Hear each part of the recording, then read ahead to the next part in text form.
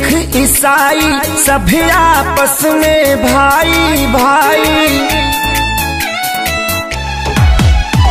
हिंदू मुस्लिम सिख ईसाई सभी आपस में भाई भाई।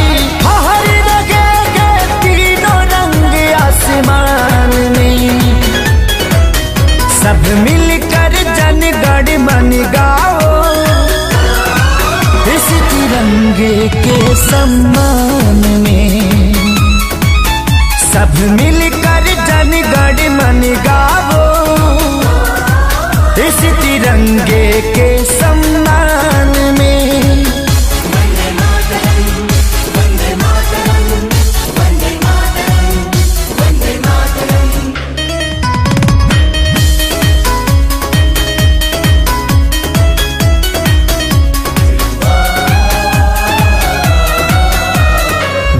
लोगों ने दी कुर्बानी उनका हम पर कर्ज है।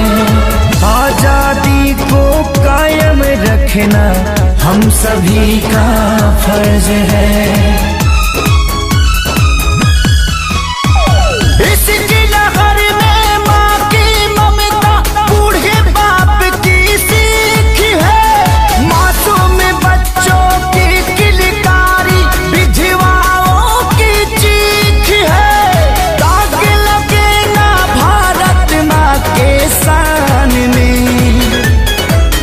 सब मिलकर जन गण मन गावो इस तिरंगे के सम्मान में। सब मिलकर जन गण मन गावो इस तिरंगे के सम्मान में।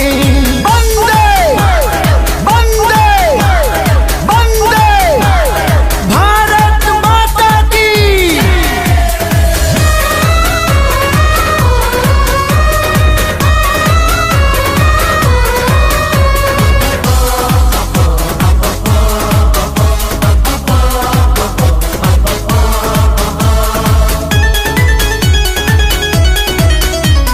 हम सब किस्मत वाले हैं जो चैन की नींद सोते हैं।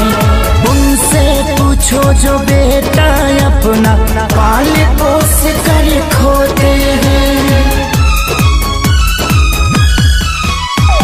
क्रांति की जो जली मसाले उनकी यही ललकार है। देश का बच्चा बच्चा अपनी सरहद का सरदार है। वंदे मातरम गूंजे हिंदुस्तान में।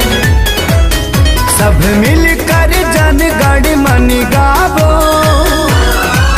इस तिरंगे के सम्मान में। सब मिलकर जन गण मन गावो इस तिरंगे के सम्मान में। सारे जहां से अच्छा हिंदुस्तान हमारा, सारे जहां से अच्छा